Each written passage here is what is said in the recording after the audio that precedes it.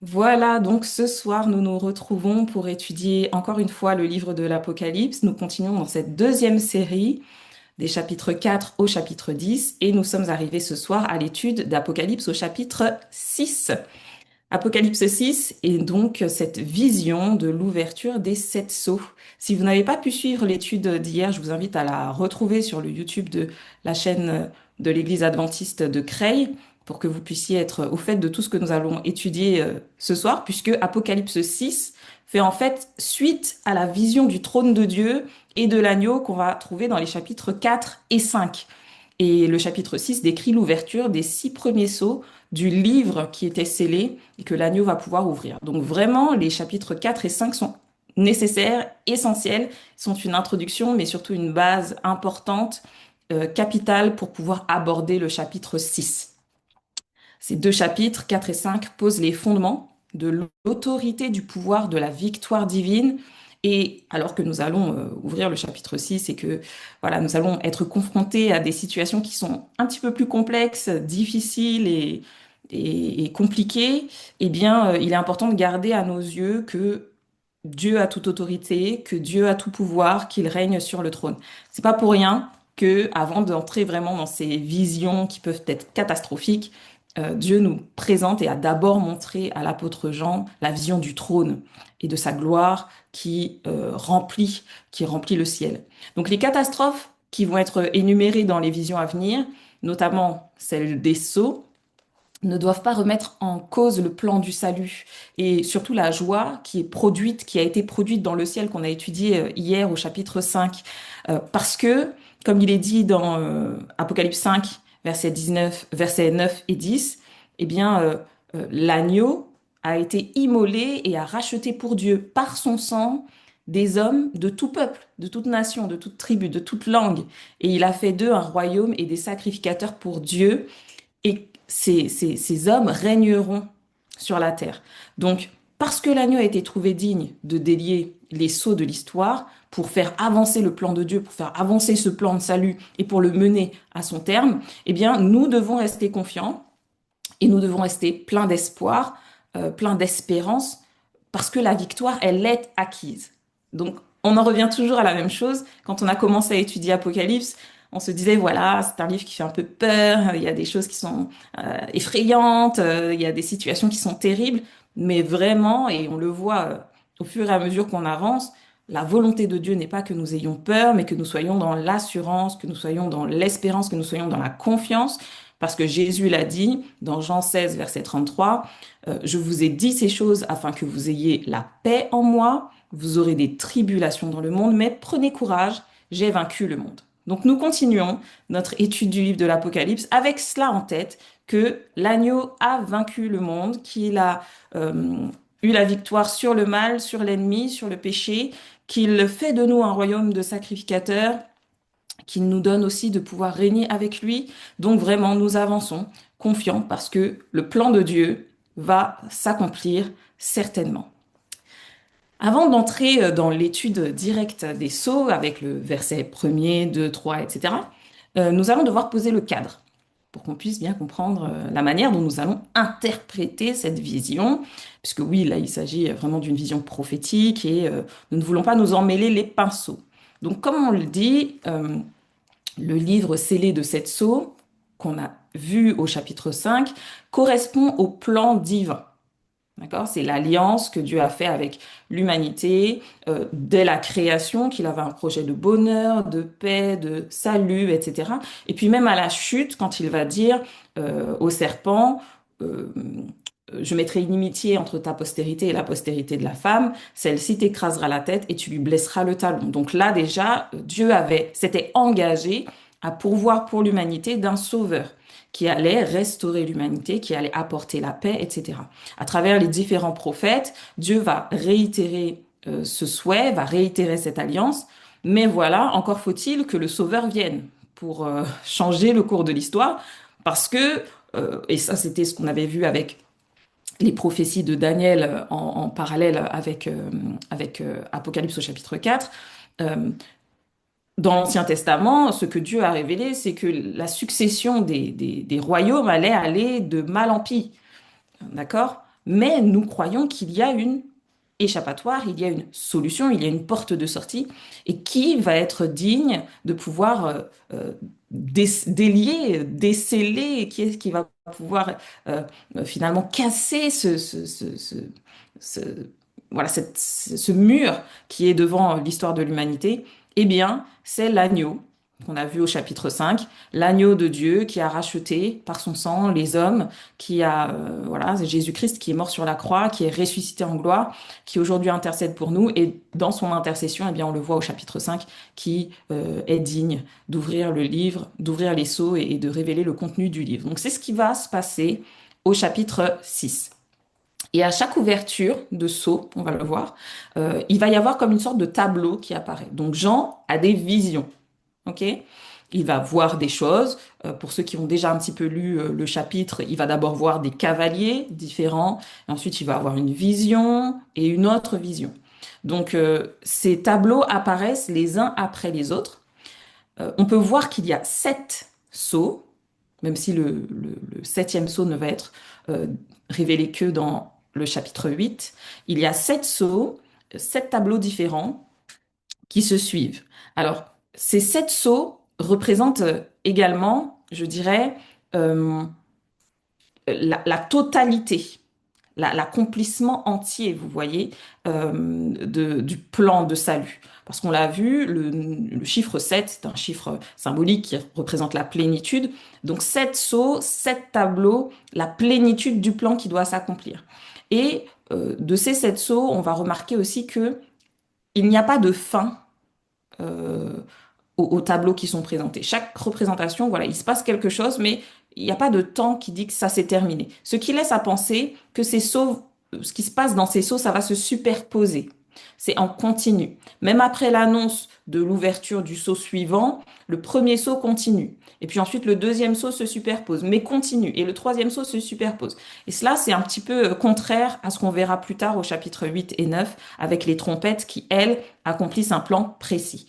Les trompettes, c'est pour un temps, c'est pour un nombre de personnes, c'est pour une action spécifique, alors que les sceaux, c'est plus des périodes de l'histoire qui vont se manifester, mais qui vont s'installer, on va dire, et qui vont perdurer jusqu'à la fin, jusqu'au retour de Jésus. Alors, pour l'étude de ces sceaux, on propose des lectures d'interprétation. Quelle lecture d'interprétation allons-nous utiliser pour pouvoir interpréter, connaître et révéler la signification de ces 7 sceaux? Il y a trois lectures qui sont possibles. La première, c'est la lecture linéaire et chronologique du livre de l'Apocalypse et donc des sceaux.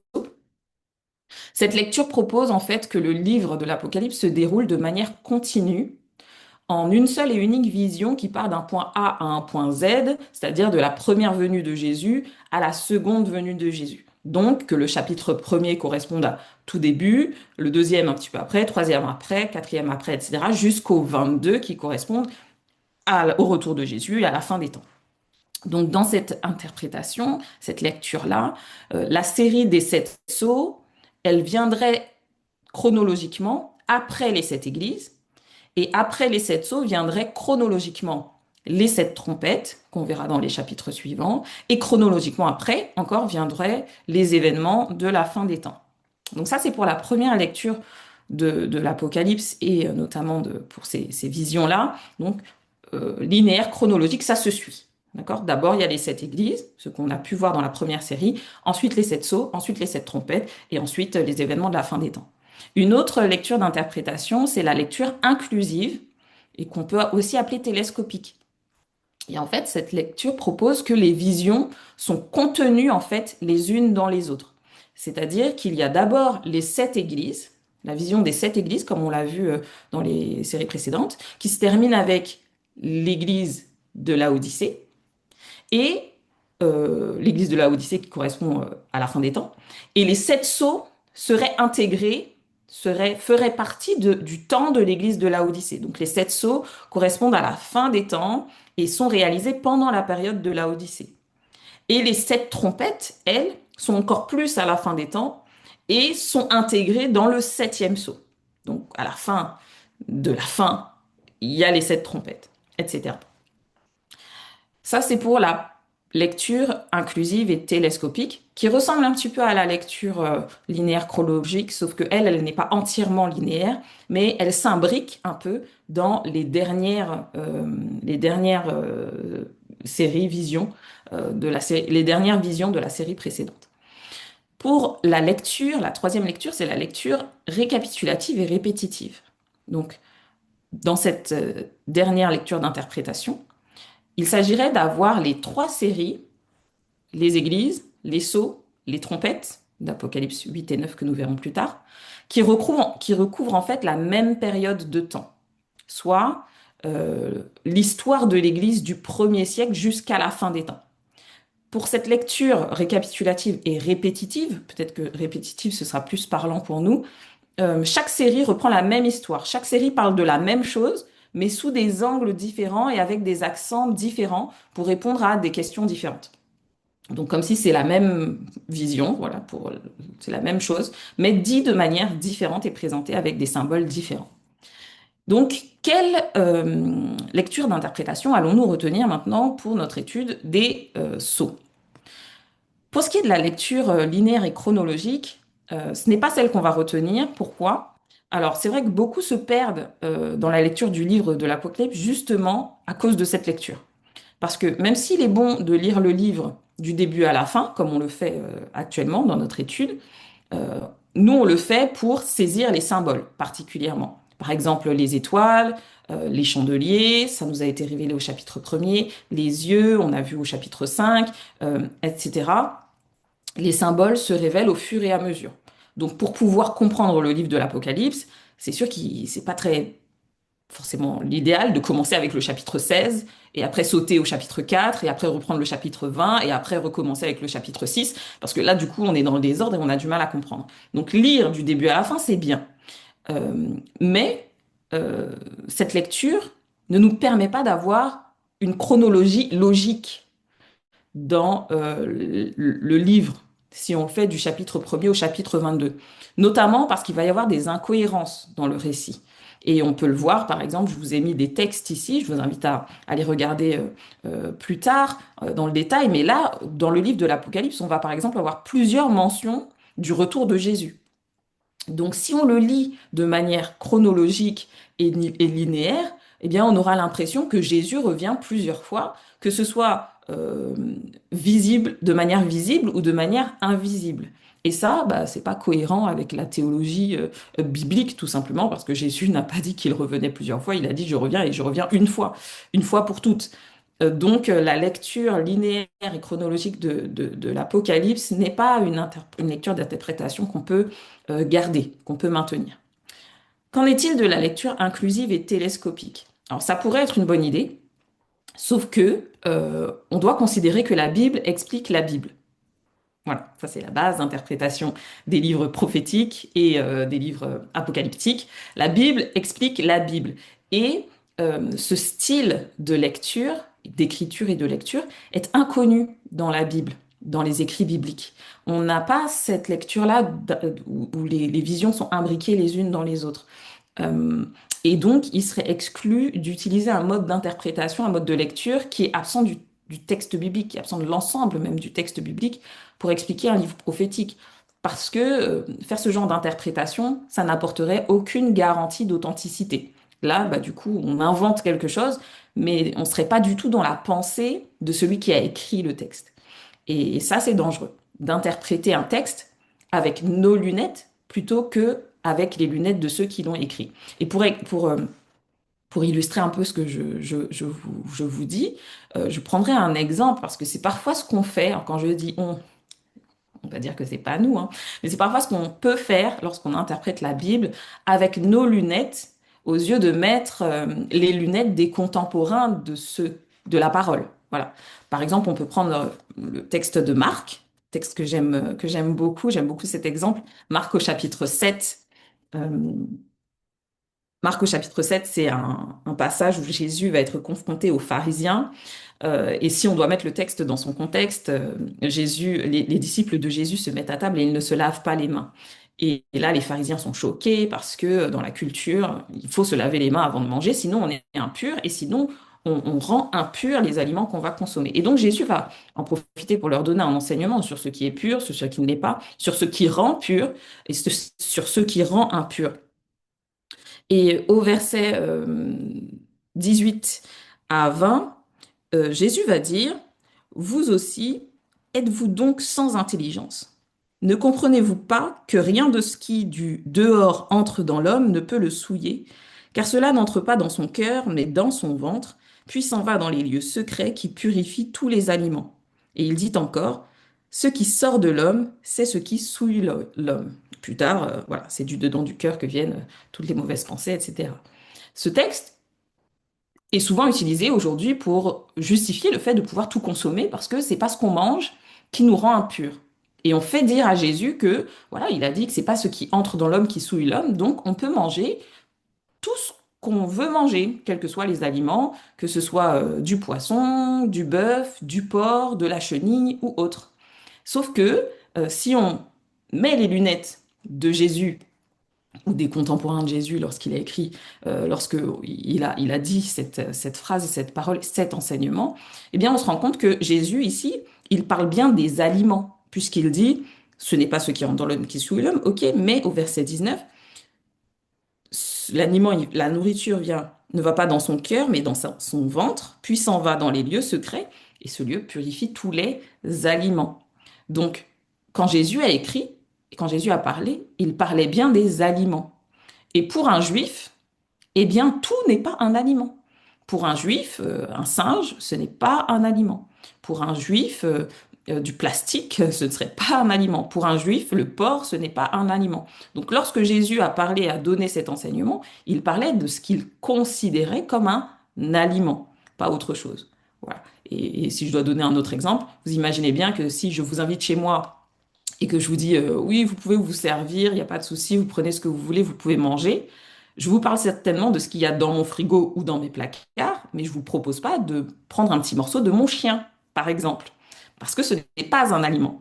Donc c'est la même chose avec la Bible. Il est important de remettre les lunettes de ceux qui ont écrit pour pouvoir comprendre ce qui est écrit. Sinon, on va faire des allusions qui sont vraiment hors du texte et hors du contexte. On va finir par avoir des compréhensions qui sont très éloignées de ce que l'auteur a voulu transmettre, et ce n'est pas ce que nous voulons faire ce soir. Donc la méthode inclusive et télescopique, vu que c'est une méthode qui est inconnue dans la Bible, nous n'allons pas la retenir pour interpréter les écrits de l'Apocalypse et notamment les visions et la vision d'Apocalypse au chapitre 6. Donc maintenant, il nous reste une méthode d'interprétation, une lecture d'interprétation, c'est la lecture récapitulative et répétitive. Et effectivement, quand on regarde la Bible, c'est cette lecture qui est le plus utilisée, c'est la forme littéraire en fait de la pensée sémitique. Et je vous ai proposé plusieurs textes bibliques hein, pour vraiment illustrer cela, puisque on va voir que la répétition a pour rôle, dans la pensée hébraïque, a pour rôle d'accentuer le contenu de l'idée à transmettre. On le voit par exemple dans des expressions comme Jean au chapitre 3 et le verset 3 où Jésus va dire en vérité, je vous le dis. Jésus pourrait simplement dire en vérité, mais il va ajouter à plusieurs reprises en vérité. Amen, amen, voilà, c'est la même chose. Dans Jonas, au chapitre 1er, le verset 10, on va nous dire que les marins qui étaient avec Jésus, avec Jonas, euh, craignaient d'une grande crainte, littéralement. C'est ce qui est écrit. Ils craignaient d'une grande crainte. Dans Jérémie 31, le verset 3, je t'aime d'un amour éternel. En fait, ce qui est écrit, c'est que Dieu aime d'amour. La répétition est là. Et pareil, dans Apocalypse au chapitre 14 et le verset 6, il y avait un ange qui volait dans le ciel, il a fait un évangile éternel à annoncer. Et en fait, littéralement, il dit qu'il y avait un évangile à évangéliser. Donc, l'accentuation est vraiment sur l'évangélisation, sur le message et sur la proclamation du message. Ça, c'est pour les expressions, mais on a aussi des répétitions dans les récits. Par exemple, les 4 évangiles. 4 fois la même histoire, mais vue de points de vue différents. Voilà. Pareil avec le récit de la création, qu'on a un premier récit global des 7 jours de création en Genèse au chapitre premier, et puis Genèse chapitre 2 va faire un focus sur le septième jour et la création de l'homme et de la femme. Pareil pour le décalogue, les 10 commandements qui vont être donnés en Exode au chapitre 20, qui vont être répétés en Deutéronome 5, mais avec quelques petites différences. Donc une autre version qui est donnée. Et dans Actes au chapitre 10, le verset 16, on va avoir ce récit de Pierre qui va recevoir un rêve sur une nappe avec toutes sortes d'animaux impurs et la voix qui lui dit tue et mange. Et au verset 16, on nous dit que par 3 fois, la vision va lui être donnée. Donc la répétition est très importante dans la pensée hébraïque. Elle montre l'importance d'une situation, d'une parole ou d'un récit. Dans les textes prophétiques aussi, on va avoir cette forme littéraire qui est utilisée. On l'a particulièrement avec Joseph, donc dans ses rêves. Genèse chapitre 37, versets 5 à 11, on va avoir les 2 rêves de Joseph. Un premier rêve, les gerbes de blé qui vont se prosterner devant lui, et puis ensuite, où il va voir le soleil, la lune et les étoiles se prosterner devant lui. Donc, ce sont 2 rêves qui disent la même chose. Et puis ensuite, quand il va interpréter les rêves de Pharaon, pareil, Genèse 41, Pharaon va avoir 2 rêves, sensiblement les mêmes, d'une part avec des vaches grasses et des vaches maigres, et puis ensuite avec des épis pleins et des épis brûlés, mais des rêves qui signifient la même chose. Et on peut lire Genèse 41, versets 17 à 24, par exemple, où suite au rêve du roi, Joseph va dire cette phrase que je trouve très intéressante et que je trouve belle à partager avec vous. Genèse 41, le verset 32, Joseph lui dit, si Pharaon a vu le songe se répéter une seconde fois, c'est que la chose est arrêtée de la part de Dieu et que Dieu se hâtera de l'exécuter. Donc voilà, Joseph là insiste sur la répétition comme un signe de confirmation. Voilà, là, j'ai dit beaucoup de choses, mais lorsque nous lisons la Bible et que nous mettons les lunettes des écrivains bibliques de leurs contemporains, nous devons aussi prêter attention à ces insistances qu'ils font sur certains textes, sur certains mots, sur certaines phrases, sur certaines situations, parce que lorsqu'on va se retrouver face à de la répétition, c'est qu'il y a vraiment une importance, une information capitale que nous devons saisir.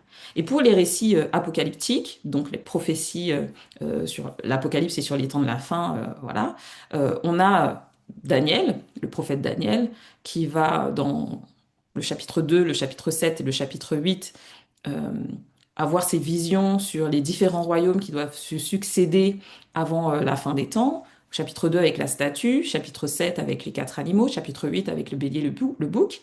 Et en fait, c'est la même histoire. Ce sont les mêmes récits, ce sont les mêmes royaumes, mais vus avec des insistances, des particularités un peu différentes, mais toujours pour nous conforter dans cette vision. Et on le verra à la fin de nos études, dans la 4e série, Apocalypse au chapitre 20 et 21, où on peut aussi voir cette répétition de mêmes événements concernant la descente de Jérusalem, le jugement dernier et le nouveau ciel, la nouvelle terre qui doivent être créés. Donc, même événement, euh, répété de 3 manières différentes, mais en fait qui a lieu au même moment.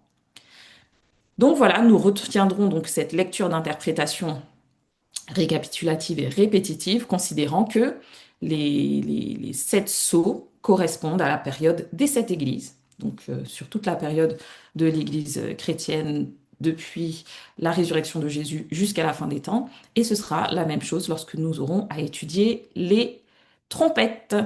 Donc voilà un petit euh, tableau pour voilà, nous aider à visualiser un peu tout ça. La structure des sceaux, donc avec les églises en haut, Smyrne, qui correspond au 1er siècle, l'église du 1er siècle, et qui sera représentée par le premier sceau, le cheval blanc. Smyrne, 2e, 3e siècle, et le sceau du cheval roux. Pergame, qui commence au 4e siècle, se termine au 6e siècle, pardon. J'ai un petit peu mis en petit. Et qui correspond au cheval noir, le 3e sceau. Thyatire, 6e et jusqu'au 15e siècle, qui correspond au cheval pâle. Ah, c'est une couleur un peu particulière. Sardes, qui va correspondre au 5e sceau, donc la période de 16e et 17e siècle, où là, on va voir ce sceau où ce sont les âmes qui sont sous l'autel qui vont s'exprimer. Et puis Philadelphie, la période du 18e, 19e siècle, où on va avoir notamment les signes, euh, le- les signes, les cataclysmes, et puis la colère de Dieu qui va se manifester. Ça empiète un peu sur le 20e siècle parce que ça fait aussi écho à la fin, au temps de la fin. Et avec l'église de Laodicée, le 20e siècle, suivant et surtout le retour de Jésus, eh bien, on aura ce septième sceau avec le silence qui aura dans le ciel, mais que nous ne verrons que dans l'étude du chapitre 8. Voilà. Maintenant, on y est. Premier sceau. Alors, j'espère que vous êtes bien accrochés parce que le chapitre 6, c'est un gros morceau. Donc, tout d'abord, le premier sceau, on va le lire, Apocalypse au chapitre 5 et le verset premier, et le verset, chapitre 6, pardon, et le verset premier. Je regardais quand l'agneau ouvrit un des sept sceaux, et j'entendis l'un des quatre vivants qui disait comme d'une voix de tonnerre, Viens. Ok. Donc là, on a bien l'agneau qui ouvre les sceaux, et les êtres vivants, chacun va introduire un sceau. Donc là, c'est le premier être vivant qui dit d'une voix comme d'une voix de tonnerre. Donc on a pu voir précédemment que la voix de tonnerre fait écho à la divinité, à la puissance, à la force, d'accord? Ça nous rappelait également Exode au chapitre 19, quand Dieu s'est manifesté au peuple d'Israël. Donc là, cet être vivant parle avec l'autorité divine et il dit, viens. Donc l'appel vient laisse entendre le rôle des créatures célestes dans le plan du salut. Les créatures célestes, elles ne sont pas passives. Certainement, c'est l'agneau qui ouvre les sceaux, mais on a quand même cette créature qui intervient et qui appelle le sceau à se révéler. Et ça nous fait penser au texte de Hébreu au chapitre 1er, verset 14, en parlant des anges, qui dit, ne sont-ils pas tous des esprits au service de Dieu, envoyés pour exercer un ministère en faveur de ceux qui doivent hériter le salut? Donc on voit avec cet appel de l'être vivant, viens, il appelle le sceau à se manifester, eh bien l'action et le rôle des êtres vivants, des créatures célestes, dans le plan du salut. Le ciel n'est pas passif, nous ne sommes pas seuls sur cette terre, nous ne sommes pas seuls dans le combat, mais Jésus combat et les êtres combattent aussi avec nous et pour nous. Au verset 2, nous pouvons lire, je regardais, et voici parut un cheval blanc. Celui qui le montait avait un arc, une couronne lui fut donnée, et il partit en vainqueur et pour vaincre. Donc voilà, cette première vision, nous, nous voyons d'abord un cheval blanc qui paraît. Donc comme je vous disais tout à l'heure, l'ouverture des sceaux amène à des tableaux qui se manifestent. Donc voilà, là, le premier tableau, c'est un cheval blanc qui apparaît, et sur lui est assis un cavalier qui le monte. Alors, le cavalier, le cheval blanc, rappelle l'image de Jésus victorieux, tel qu'on va le trouver dans Apocalypse au chapitre 19 et le verset 11. Donc, Apocalypse 19, verset 11, là, c'est la fin des temps et la seconde venue de Jésus. Et je vis le ciel ouvert et voici parut un cheval blanc. Celui qui le montait s'appelle fidèle et véritable, et il juge et combat avec justice. Donc, le cheval, le blanc, c'est la couleur de la pureté, mais aussi la couleur de la victoire. Et comme on l'a vu, eh bien, ce cavalier rappelle cette image de Jésus qu'on a au chapitre 19 de l'Apocalypse. Donc, si le cheval représente bien l'Église à une époque, puisqu'on a dit que le livre représente l'histoire de l'Église, hein, l'avancement de l'Église dans le projet de la fin des temps, eh bien, le cavalier, lui, il représente celui qui a autorité sur l'Église, celui qui conduit l'Église. Et donc, si ce cavalier représente Jésus-Christ, eh bien, on voit que dans cette première période-là, pour ce premier sceau qui est manifesté, c'est bien Jésus qui conduit l'Église et personne d'autre. Donc, ce cavalier reçoit deux choses. Tout d'abord, il reçoit un arc. L'arc, c'est le symbole de la victoire. On le voit dans des textes comme Ésaïe 41 ou Zacharie 9, verset 13. On peut prendre Ésaïe 41 ensemble. Ésaïe 41, verset 2, où il est dit, qui a suscité de l'Orient celui que le salut appelle à sa suite, qui lui a livré les nations et assujetti des rois, qui a réduit leur glaive en poussière et leur arc en un chaume qui s'envole. Donc l'arc, c'est l'arme de combat et c'est un signe de puissance. Et pareil pour pour Zacharie, pardon, 9, le verset 13. Zacharie 9 et le verset 13, nous pouvons lire également. Car je bande Juda comme un arc, je m'arme d'Éphraïm comme d'un arc, et je soulèverai tes enfants au sillon contre tes enfants au javant. Je te rendrai pareil à l'épée d'un homme vaillant. Donc voilà, plus tard, on parlera de la flèche, mais là, il n'est question que de l'arc. Donc voilà, l'arc symbole de victoire que le cavalier reçoit. Encore une fois, il lui fut donné.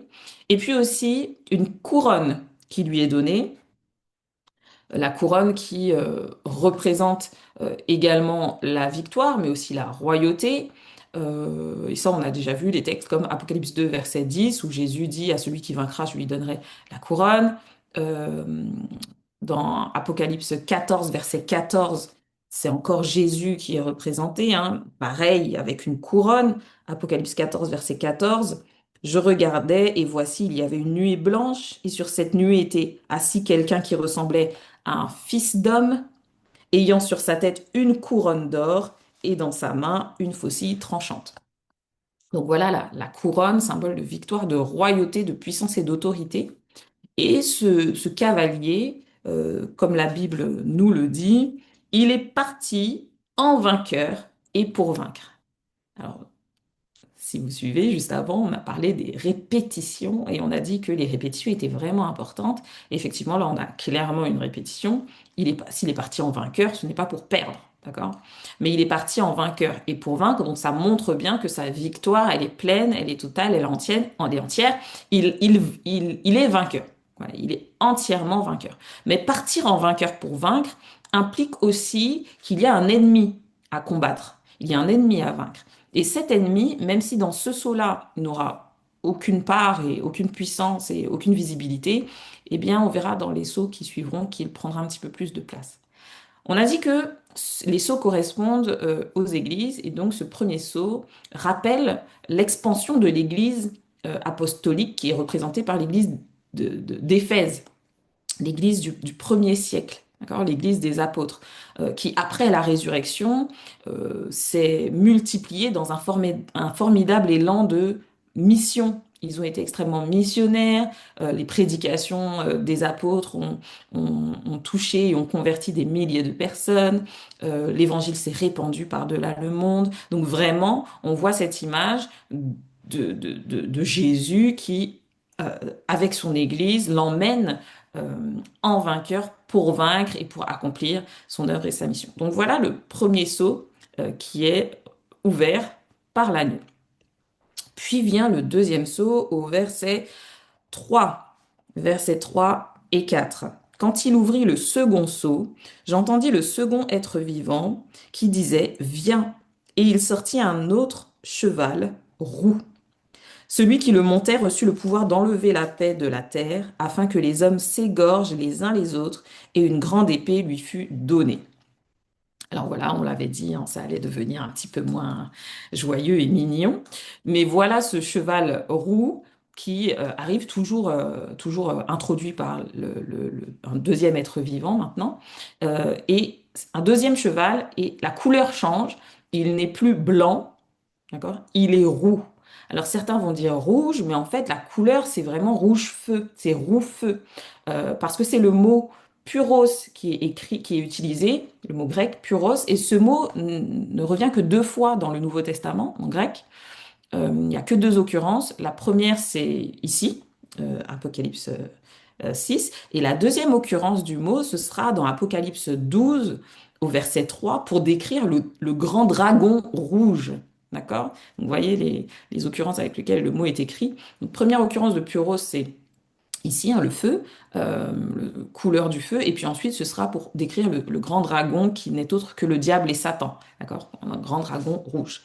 Par contre, la racine de ce mot pur, c'est la racine, on la retrouve 71 fois dans le Nouveau Testament, et effectivement, elle est quasiment à chaque fois traduite par ardent ou par feu.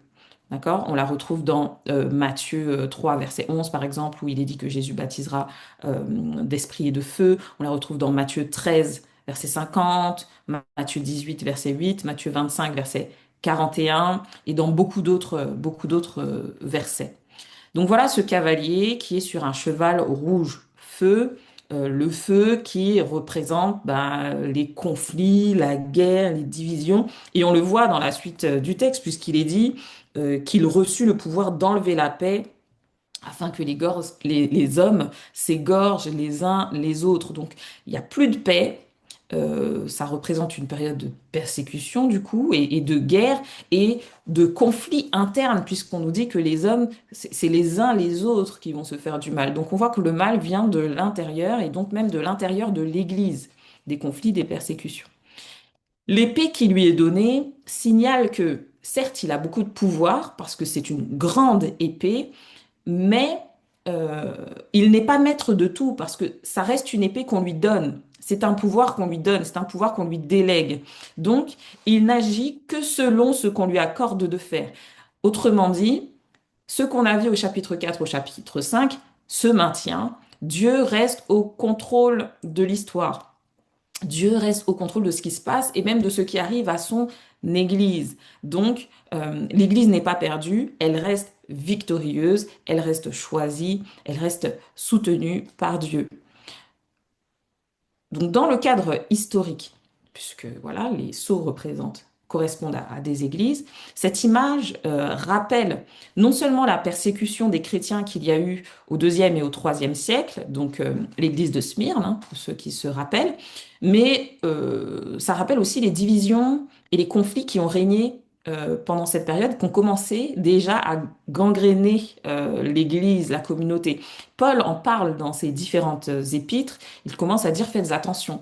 Faites attention aux faux prophètes, faites attention aux philosophies, faites attention à toutes ces choses-là qui viennent, parce qu'effectivement, eh bien, il y a eu des conflits internes avec des fausses doctrines, avec des fausses croyances, et on a vu les premiers siècles émerger, on a vu dans ces premiers siècles-là émerger de nombreux combats doctrinaux au sein de l'Église.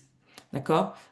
D'ailleurs, à Smyrne, Jésus parle déjà, verset 9, hein, chapitre 2, verset 9, il lui parle déjà des calomnies de la part de ceux qui se disent juifs et qui ne le sont pas, mais au contraire qui sont une synagogue de Satan. Donc voilà, déjà à cette époque-là, il y avait des conflits, il y avait des souffrances, il y avait des difficultés, il y avait voilà, des persécutions même internes. Voilà, certains parleraient de guerre civile, de guerre religieuse, intra-religieuse. Mais voilà, donc ce cheval roux représente les guerres qu'il va y avoir au sein même de l'Église et donc les hommes vont s'entretuer en quelque sorte et se faire du mal entre eux. Après ce deuxième saut vient le troisième saut, versets 5 et 6. Quand il ouvrit le troisième seau, j'entendis le troisième être vivant qui disait, viens. Je regardai et voici parut un cheval noir. Celui qui le montait tenait une balance dans sa main. Et j'entendis au milieu des quatre êtres vivants une voix qui disait, une mesure de blé pour un denier et trois mesures d'orge pour un denier. Mais ne fais point de mal à l'huile et au vin. Donc voilà. Euh, Troisième saut, un autre cheval avec un autre cavalier, mais la couleur change. Là, on va avoir un cheval noir. Euh, la couleur noire n'est pas forcément une couleur, c'est pas la couleur du mal, hein. On verra plus tard que ce n'est pas la couleur de la mort, mais c'est quand même la couleur qui est opposée au blanc. Donc c'est la couleur des ténèbres en opposition à la lumière. Et ça induit donc une période sombre et obscure pour le peuple de Dieu. D'accord? On voit que le temps n'améliore pas les choses et les couleurs des chevaux qui apparaissent indiquent quand même une régression spirituelle de l'Église. Donc là, le cavalier, ce n'est plus un conquérant comme pour le premier saut, ce n'est plus un guerrier comme pour le deuxième saut, mais ça va plutôt être un marchand parce qu'on le voit avec une balance dans la main, d'accord? Donc là, maintenant, celui qui dirige l'Église, celui qui a autorité sur l'Église, c'est un marchand. Donc on a cette notion, cette idée quand même que l'Évangile est marchandé, d'accord? L'Évangile devient une marchandise, ça devient quelque chose qu'on utilise, d'accord? Et la balance va représenter le rationnement, notamment parce qu'il y a un temps de famine qui se veut surtout être une famine spirituelle, et notamment une famine de la parole, puisque ce qui va être rationné, c'est le blé et l'orge, donc la base même de ce qu'on utilisait pour faire du pain, le pain qui représente la parole de Dieu. Et le prophète Amos avait déjà prophétisé cela hein, dans Amos au chapitre 8 et le verset 11. Amos 8, verset 11. Voici les jours viennent, dit le Seigneur l'Éternel, où j'enverrai la famine dans le pays, non pas la disette du pain et la soif de l'eau, mais la faim et la soif d'entendre les paroles de l'Éternel. Donc voilà, là on y est, cette prophétie qui avait été annoncée. Et effectivement, eh bien, il y a une disette dans l'Église de la parole de Dieu, parce que la parole, finalement, elle n'est plus donnée librement, elle n'est plus donnée gratuitement, mais elle est marchandée. Mais heureusement, tout n'est pas perdu. Tout n'est pas perdu parce que la famine est limitée. Et l'huile et le vin, eux, ne sont pas rationnés. Donc l'huile qui représente le Saint-Esprit, le vin qui représente le sang du Christ, Matthieu 7, Matthieu 26, euh, où Jésus va dire mon sang, mon corps, mon sang, etc. Donc là, le sang du Christ n'est pas limité, le Saint-Esprit n'est pas limité, et donc l'intercession demeure, l'accès à Dieu demeure. Donc l'Église, même si elle est euh, en disette, même si elle manque de la parole du pain, de l'accès à la Bible, de l'accès à la parole de Dieu, elle n'est pas abandonnée par Dieu, elle n'est pas abandonnée ni par le Saint-Esprit, ni par le Christ qui intercède toujours et pour qui le sang plaide toujours. Historiquement, ça nous rappelle la période de compromis doctrinal qu'on a pu étudier avec l'Église de Pergame, 4e, 6e siècle, et notamment avec l'empereur Constantin qui arrive à la royauté, alors qui quelque part libère les chrétiens et qui fait arrêter les persécutions, mais en même temps qui va introduire des conciles où beaucoup de compromis vont être faits et où on va commencer à allier la vérité au mensonge et du coup garder la vérité au niveau des instances supérieures et partager aux croyants, au petit peuple, le mensonge. L'Église, pendant cette période-là, a certainement gagné en pouvoir et en autorité, mais elle l'a fait au détriment de la vérité et de la vérité de la parole. La parole est gardée enfermée, mais le mensonge, lui, prend de plus en plus de place. Et on avait vu lors de l'étude de Pergame certaines dates, certaines décisions qui avaient été prises par exemple, que au Concile de Nicée en 321, eh bien, on va transférer le jour du repos du samedi au dimanche. En 375, va débuter le culte des saints. En 400, va être instauré le culte des morts. En 416, on va commencer le baptême des bébés.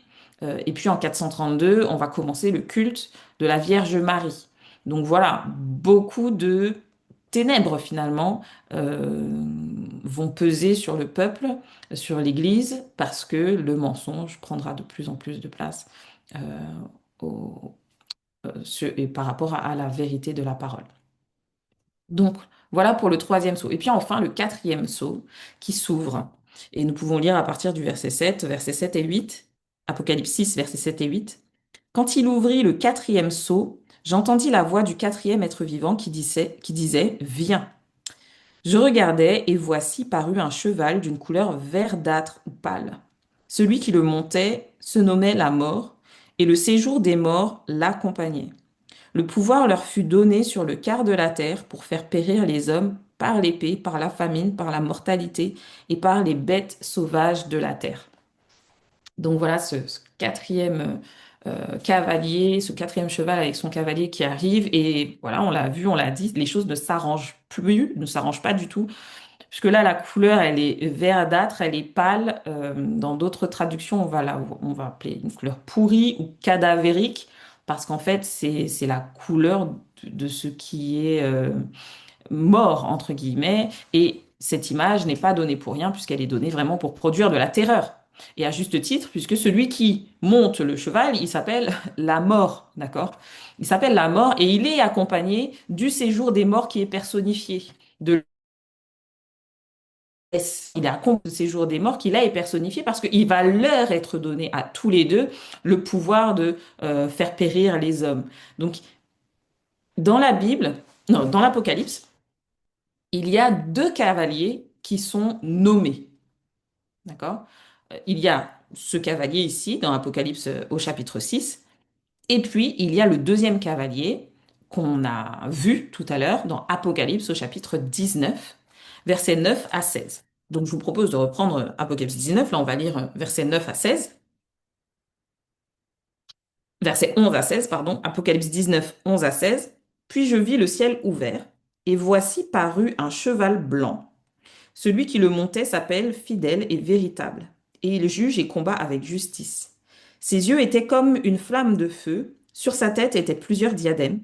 Il avait un nom écrit que personne ne connaît si ce n'est lui-même, et il était revêtu d'un vêtement teint de sang. Son nom est la parole de Dieu. Les armées qui sont dans le ciel le suivaient sur des chevaux blancs, revêtus de fin lin blanc pur. De sa bouche sortait une épée aiguë pour frapper les nations. Il les pétra avec une verge de fer et il foulera la cuve du vin de l'ardente colère du Dieu Tout-Puissant. Il avait sur son vêtement et sur sa cuisse un nom écrit Roi des rois et Seigneur des seigneurs. Voilà pour le deuxième cavalier qui est nommé dans le livre de l'Apocalypse. Euh, Certainement, à la lecture de ces deux cavaliers, on peut voir une ressemblance, mais aussi beaucoup de différences. Et on peut dire, je pense, que le cavalier du quatrième sceau apparaît comme un antichrist. Et on peut faire le parallèle. Dans Apocalypse chapitre 6, alors le cavalier porte un nom, tout comme dans Apocalypse chapitre 19. Le nom du cavalier d'Apocalypse 6, c'est la mort. Tandis que le nom du cavalier d'Apocalypse 19, c'est fidèle et véritable. Donc on est quand même dans des choses très différentes. Dans Apocalypse 6, le cavalier domine sur le quart de la terre. Il lui fut donné le pouvoir d'exercer sur le quart de la terre. Alors que dans Apocalypse 19, eh bien, celui qui est fidèle et véritable, il domine sur toutes les nations. Dans Apocalypse 6, le cheval, c'est un cheval pâle, verdâtre, c'est un cheval de mort, alors que dans Apocalypse 19, c'est un cheval blanc qui est pur.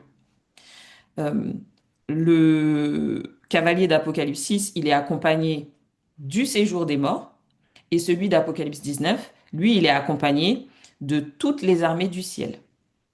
Et puis, enfin, on voit que le cavalier d'Apocalypse 6, il a une épée dans sa main, alors que le cavalier d'Apocalypse 19, lui, il a une épée qui sort de sa bouche. Donc, beaucoup de similitudes, beaucoup de parallèles, mais de grosses différences qui donnent quand même l'impression que ce cavalier-là, en tout cas ce cavalier d'Apocalypse 6, qui est la mort, vient pour falsifier le véritable cavalier qui vient sur son cheval blanc et qui s'appelle fidèle et véritable. D'ailleurs, dans ce que ce cavalier fait, on retrouve une sorte de falsification des jugements de Dieu, puisque la mort reprend les quatre jugements de Dieu sur son peuple, qui sont la mortalité, la pestilence, l'épée et la famine, tels qu'on va les retrouver dans Ézéchiel, pardon, Ézéchiel chapitre 14 et le verset 21. Ézéchiel 14, verset 21. Oui, ainsi parle le Seigneur l'Éternel. Quoique j'envoie contre Jérusalem mes quatre châtiments terribles, l'épée, la famine, les bêtes féroces et la peste pour en exterminer les hommes et les bêtes, il y aura néanmoins un reste qui échappera, qui en sortira des fils et des filles. Donc on l'a vu, le parallèle, le cavalier euh, d'Apocalypse 6, la mort, a reçu le pouvoir de faire périr les hommes par l'épée, la famine, la mortalité et les bêtes sauvages. Et les quatre châtiments d'Ézéchiel sont l'épée, la famine, les bêtes féroces et la peste. Donc on voit vraiment le parallèle. Euh, Comme pour Jézabel avec Thyatire, on retrouve dans ce sceau une autorité qui se tient en opposition au vrai Dieu, qui prétend agir en son nom, enseigner en son nom, mais qui finalement transmet de fausses doctrines pour se faire des disciples. C'est une falsification du Dieu véritable. Et ça correspond bien à la période du Moyen Âge qui a été marquée par des fléaux, par un effondrement social, par toutes sortes d'invasions et surtout par une mort spirituelle terrible du peuple, où on a vu les différents papes et les différents dirigeants à cette époque se livrer à toutes sortes d'ignominies, à toutes sortes de choses terribles, contraires à la parole, etc. C'est quelque chose de très intéressant. Je vous invite à à vous, vous intéresser à cette période de l'histoire et notamment à l'histoire de la papauté sur cette période du Moyen Âge. Mais il y a eu énormément de dérives de personnes qui avaient reçu une autorité, mais qui finalement ont conduit pour beaucoup le peuple à sa perdition. Donc voilà pour le quatrième sceau avec ce cheval pâle qui est monté par la mort. Maintenant, le cinquième sceau. Le cinquième sceau dans Apocalypse au chapitre 6, versets 9 à 11. Quand il ouvrit le cinquième sceau, je vis sous l'autel des âmes, les âmes de ceux qui avaient été immolés à cause de la parole de Dieu et à cause du témoignage qu'ils avaient rendu. Ils crièrent d'une voix forte en disant, Jusqu'à quand, Maître saint et véritable, tarderas-tu à juger et à tirer vengeance de notre sang sur les habitants de la terre? Une robe blanche fut donnée à chacun d'eux, et il leur fut dit de se tenir en repos quelque temps encore, jusqu'à ce que soit complet le nombre de leurs compagnons de service et de leurs frères qui devaient être mis à mort comme eux. Alors on en a fini avec les cavaliers, avec les chevaux. Maintenant, un autre tableau, un tableau différent, prend place. Et quand le cinquième sceau va être ouvert, maintenant il n'y a plus d'êtres vivants. Les quatre êtres vivants ont présenté, ont appelé, il y a plus cela. Maintenant on passe directement au tableau. Eh bien, Jean voit, et il voit sous l'autel les âmes de ceux qui avaient été immolés à cause de la parole de Dieu et le témoignage. Alors, on va décortiquer cela au fur et à mesure. Tout d'abord, il voit sous l'autel. C'est marrant parce que le mot autel est utilisé, il est écrit comme si on savait de quoi il parlait. Alors que ben, dans les textes précédents, on ne nous parle pas du tout d'autel. Quand Jean va avoir cette vision de la salle du trône, il va pas nous dire du tout qu'il y a un autel là, mais en tout cas, il présente cet autel. Voilà, je vis sous l'autel les âmes de ceux qui avaient été immolés. Alors, de quel autel il s'agit? Le chapitre 4, le chapitre 8, pardon, le chapitre 8, verset 3, va nous donner quelques indications, puisque voilà, là, il va décrire un petit peu plus. Chapitre 8, verset 3, Jean voit un autre ange qui vient et il se tient sur l'autel, ayant un encensoir d'or. On lui donna beaucoup de parfums afin qu'il les offre avec les prières de tous les saints sur l'autel d'or qui est devant le trône. Ok? Donc, très bien. Maintenant, on sait qu'il y a en fait un autel d'or qui est devant le trône. Et cet autel d'or, c'est certainement l'autel des parfums, ce qui représente l'autel des parfums, sur lesquels on avait pour habitude dans le sanctuaire de mettre des parfums, de l'encens, etc. Et qui représente, oui, les prières des saints, c'est l'intercession. Mais Jean fait quand même un lien avec l'autel des holocaustes parce qu'il va parler des âmes qui sont sous l'autel. Et les âmes sous l'autel, ça rappelle Lévitique au chapitre 4, le verset 7, où dans Lévitique 4, verset 7, on va nous dire que le sacrificateur mettra du sang sur les cornes de l'autel des parfums odoriférants qui est devant l'Éternel dans la tente d'assignation, et il répandra tout le sang du taureau au pied de l'autel des holocaustes qui est à l'entrée de la tente d'assignation. Donc il y avait du sang qui était sur les cornes de l'autel des parfums, mais il y avait aussi du sang qui était répandu sous l'autel des holocaustes, en tout cas au pied de l'autel des holocaustes. Et la mention des âmes qui sont sous l'autel font quand même référence à cet autel des holocaustes qui était dans le parvis du sanctuaire. Jean a certainement voulu fondre les deux services, celui des sacrifices et celui de l'offrande des parfums, parce que il voyait la valeur que le ciel attribue à la prière des martyrs, à la prière de ceux qui sont morts pour Jésus, pour leur foi en Jésus. Et d'ailleurs, au chapitre 8, verset 3, on dit que cette prière s'élève vers Dieu comme un parfum. Donc voilà pourquoi, alors quel est l'autel? les âmes qui sont sous l'autel, mais peut-être que certains sont un peu étonnés, choqués de cette mention des âmes. Euh, Est-ce qu'il y avait vraiment des âmes, des esprits désincarnés qui euh, criaient à Dieu? Alors, les âmes, dans la pensée ici, fait référence à ce qu'on a dans Genèse au chapitre 2 et le verset 7, où il est dit que l'Éternel Dieu forma l'homme de la poussière de la terre. Il insuffla dans ses narines un souffle de vie et l'homme devint une âme vivante. D'accord? Donc un être vivant, une âme vivante. Donc l'âme ici n'est pas un esprit désincarné, mais l'âme représente tout simplement le martyr, il représente le chrétien qui a donné sa vie dans son entièreté, dans tout ce qu'il est, corps et esprit. Donc, forme cette âme vivante. D'ailleurs, on voit après que ces âmes, les martyrs, sont revêtus de robes blanches.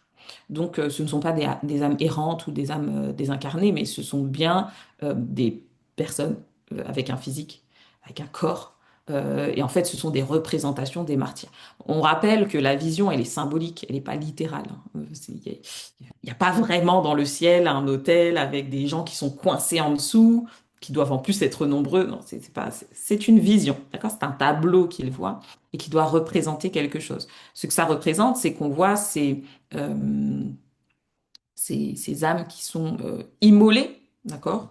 Il dit qu'il voit sous l'autel les âmes de ceux qui avaient été immolés à cause de la parole de Dieu et du témoignage qu'ils avaient rendu, immolés comme l'agneau, d'accord? Donc on comprend qu'ils ont participé aussi au sacrifice, ils se sont associés au sacrifice de Jésus et ils ont été les victimes de la haine de l'adversaire, puisque dans Apocalypse 12 et le verset 17, on nous dit que le dragon fut irrité contre la femme et il s'en alla faire la guerre au reste de sa postérité, à ceux qui gardent les commandements de Dieu et qui retiennent le témoignage de Jésus. Donc voilà, ceux qui ont la parole de Dieu, les commandements, la parole, c'est les dabar, hein, c'est la même chose en hébreu, dabarim. Et qui le témoignage qu'ils ont rendu, qui est le témoignage de Jésus. Donc comme Jésus, ils ont été les victimes de la haine, de la colère de Satan. Et donc il crie à Dieu et il crie d'une voix forte. Jusqu'à quand, Maître saint et véritable, tarderas-tu à juger et à tirer vengeance de notre sang sur les habitants de la terre? Beaucoup de choses, beaucoup de descriptions, beaucoup d'informations. Tout d'abord, Maître saint et véritable, ça nous rappelle ce qui était dit, la présentation que Jésus faisait de lui à l'église de Philadelphie, dans Apocalypse 3 et le verset 7 ou écrit à l'ange de l'église de Philadelphie, voici ce que dit le saint, le véritable, celui qui a la clé de David. Donc ici, on reprend cette même parole, maître saint et véritable, tout d'abord. Ensuite, tarderas-tu à juger? Donc on attend, les martyrs attendent de l'agneau qu'il juge, d'accord? Qu'il tire justice pour eux. Et la description qu'ils font rappelle un petit peu Apocalypse 20, verset 4, quand on voit la description des martyrs, hein. Apocalypse 20, verset 4, et je vis des trônes, et à ceux qui s'y assirent fut donné le pouvoir de juger, et je vis les âmes de ceux qui avaient été décapités à cause du témoignage de Jésus et à cause de la parole de Dieu. Donc on revoit ceux qui avaient été tués, détruits, qui finalement vont être installés sur des trônes et vont juger. Donc à la question jusque à quand, le livre de l'Apocalypse répond tout à la fin. Mais leur cri rappelle aussi Genèse chapitre 4 et le verset 10, où il nous est dit que, où Dieu dit que le sang de ton frère Abel, en parlant à Caïn, est monté jusqu'à moi. D'accord? Donc le sang crie. Et là, on a cette image des martyrs, de ceux qui ont été tués pour Jésus, qui crient. Leur sang crie et monte vers Dieu. Donc on voit ici que Dieu n'est pas insensible à la souffrance de ceux qui donnent leur vie pour lui. Et il compte bien répondre à leur souffrance. Euh, les martyrs crient, jusqu'à quand? Et dans Luc 18, verset 7, Jésus va dire cette même question. Luc 18, verset 7. Et Dieu ne fera-t-il pas justice à ses élus qui crient à lui jour et nuit? Et tardera-t-il à leur égard? Voilà. Je vous le dis, il leur fera promptement justice. Donc, euh, ils ont une question qui est légitime. Jusqu'à quand? Mais il y aura un temps. Et alors qu'ils appellent au jugement, à la vengeance, on se rappelle que dans Romains au chapitre 12, verset 19, eh bien, c'est Dieu qui dit à moi la vengeance et à moi la rétribution. À moi la vengeance et à moi la rétribution, dit le Seigneur. Donc ils appellent à Dieu pour que Dieu fasse justice et pour que Dieu fasse vengeance. Sur qui? Sur les habitants de la terre. Alors si vous vous souvenez de ce qu'on a dit hier, on faisait le parallèle et un peu l'opposition entre deux catégories de personnes qu'on va retrouver dans le livre de l'Apocalypse. D'une part, les hommes de toute tribu, de toute langue, de toute nation, de tout peuple.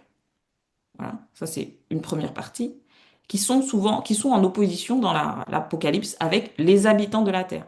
Le premier groupe, ce sont ceux qui sont rachetés, ceux qui sont sauvés, ceux qui ont choisi de suivre Jésus. Et le deuxième groupe, les habitants de la terre, ce sont ceux sont restés rebelles à la parole, ceux qui sont restés rebelles à Dieu et qui seront finalement perdus et condamnés.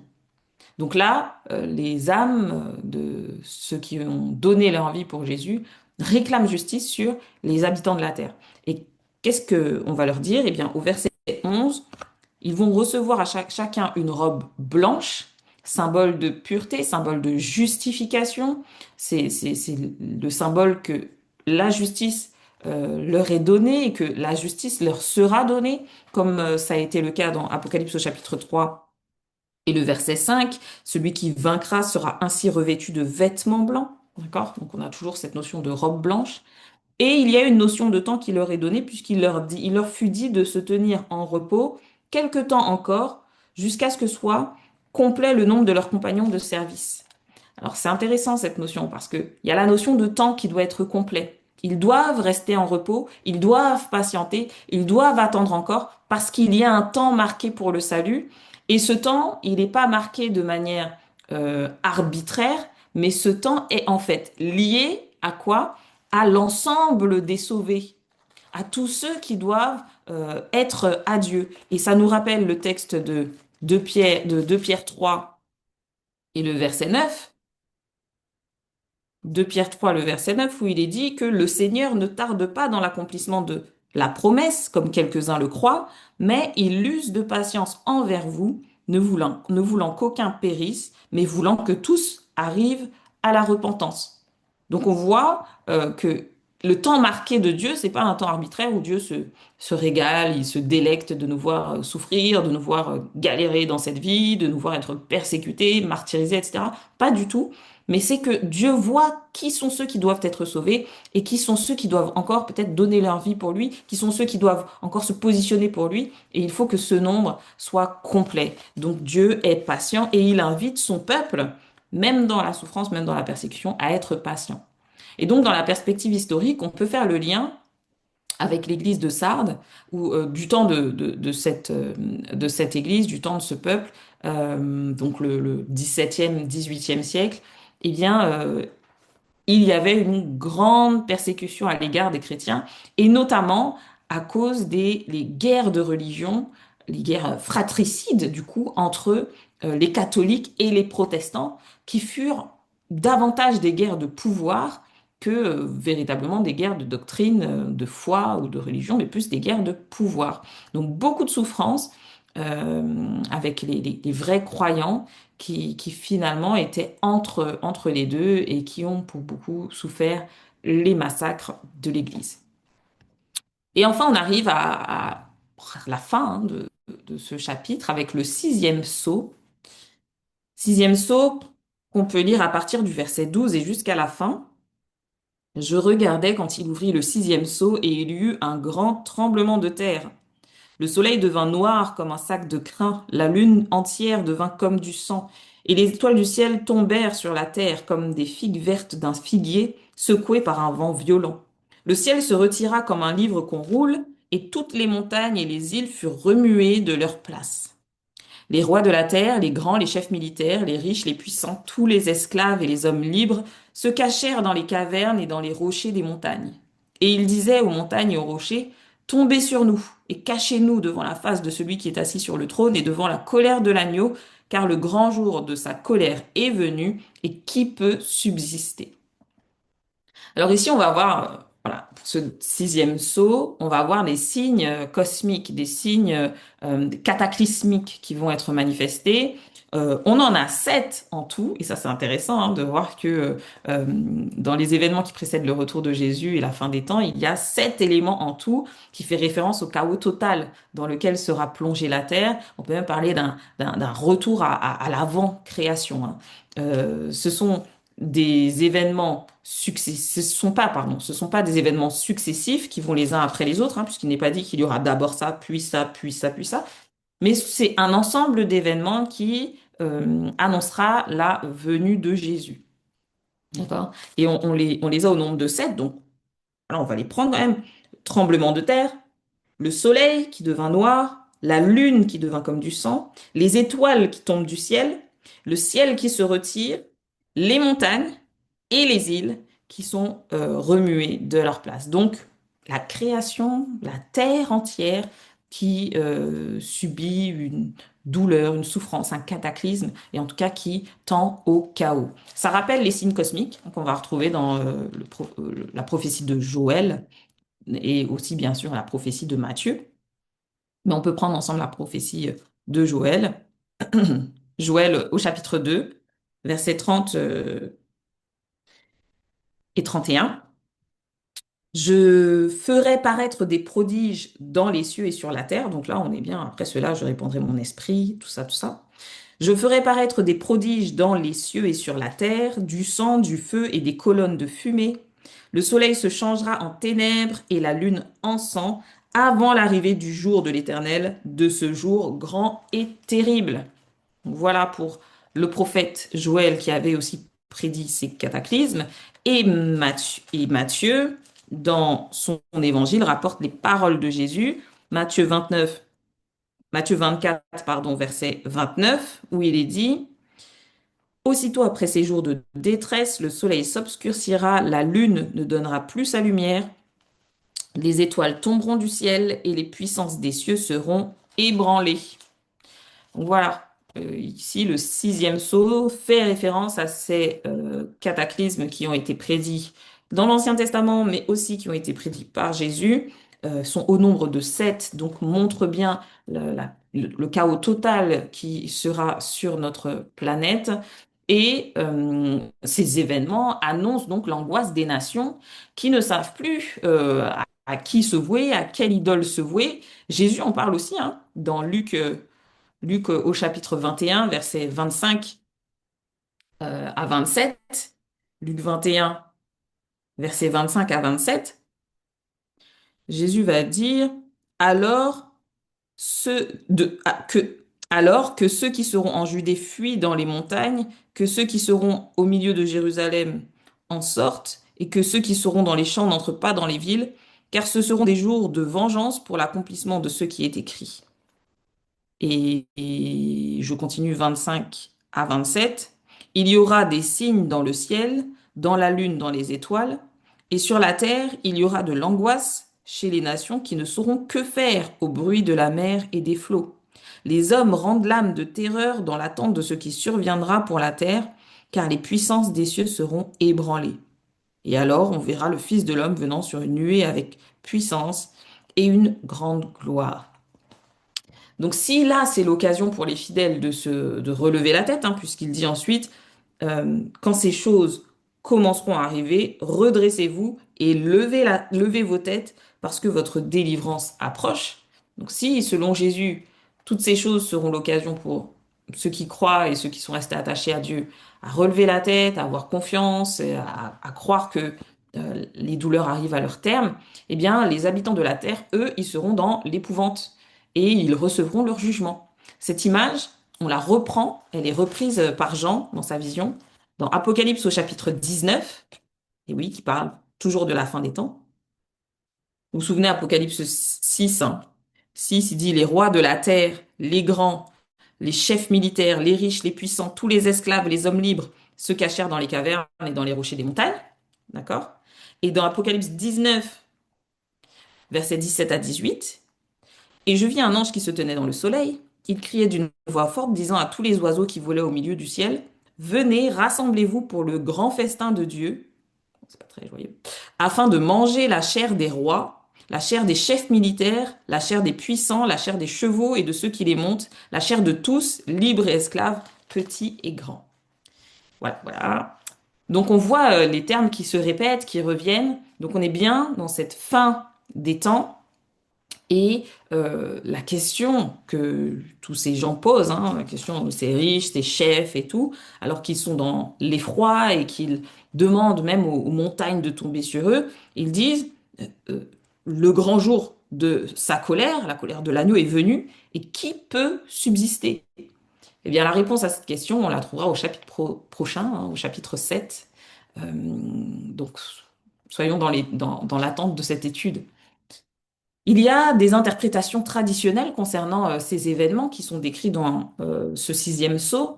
Alors les interprétations traditionnelles, notamment de l'Église adventiste, sur ces événements du 18e, 19e siècle qui ont pu arriver, on pense beaucoup au tremblement de terre de Lisbonne en 1755, qui a été très très puissant et très destructeur. On pense à l'obscurcissement du soleil en 1780, et puis aussi à la chute de météorites, hein. Alors, ce ne sont pas des étoiles, hein, mais la chute de météorites en 1833.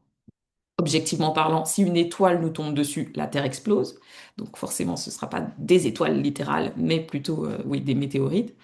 Mais aujourd'hui encore, on fait face à des cataclysmes terribles, à des tremblements de terre qui sont extrêmement destructeurs. Je pense par exemple au tremblement de terre qu'il y a eu en Turquie il y a 2 ans, en 2023, qui a fait plus de 50 000 morts. Je me demande s'ils se sont pas arrêtés de compter à partir de 50 000, parce qu'après 50 000, je n'ai plus rien entendu, mais qui a fait plus de 50 000 morts, alors que le tremblement de terre le plus meurtrier précédent avait eu lieu en 1999 et avait fait seulement 17 000 morts.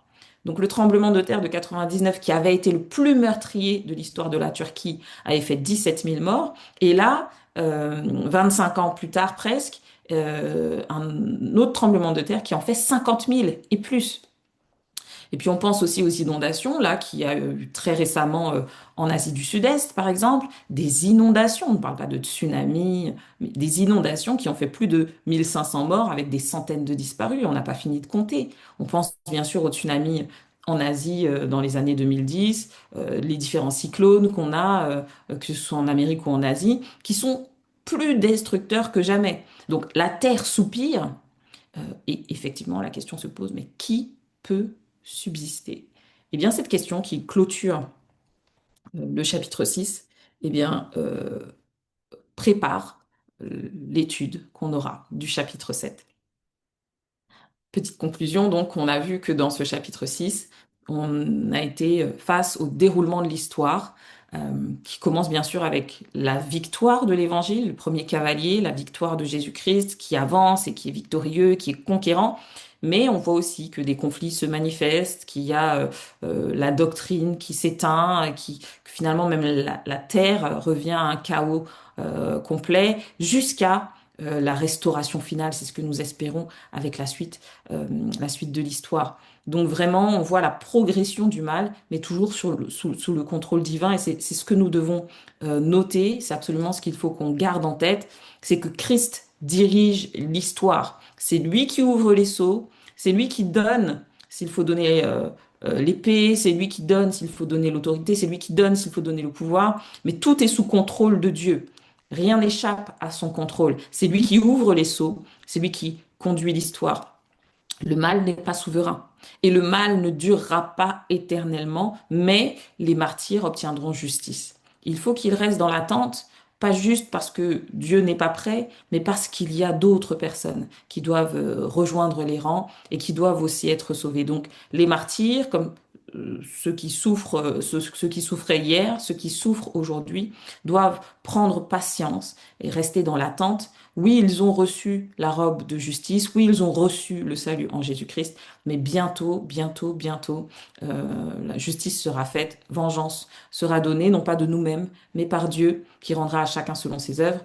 Et oui, le jour de Dieu approche, son retour est très proche, de plus en plus proche, et à nous donc de rester prêts, parce on répète et on répétera toujours ce que Jésus nous a dit, c'est que celui qui persévérera jusqu'à la fin sera sauvé. Donc voilà pour cette étude d'Apocalypse au chapitre 6, avec les 6 premiers sceaux. Je vous rappelle que vous pouvez retrouver dès maintenant la série numéro 1 du livre de l'Apocalypse, l'étude que nous avons faite au mois d'octobre, ainsi que les études précédentes, hein, d'hier, d'avant-hier, sur la chaîne YouTube de l'Église adventiste de Creil. Donc n'hésitez pas à aller sur cette chaîne s'il y a des études que vous avez manquées, parce que chaque passage, chaque chapitre est important pour pouvoir comprendre la suite, que ce soit fluide. La Bible explique la Bible, mais nous devons être à l'écoute de ce qu'elle a à nous enseigner. Et c'est maintenant la fin de mon exposé. Je vous remercie de l'avoir suivi.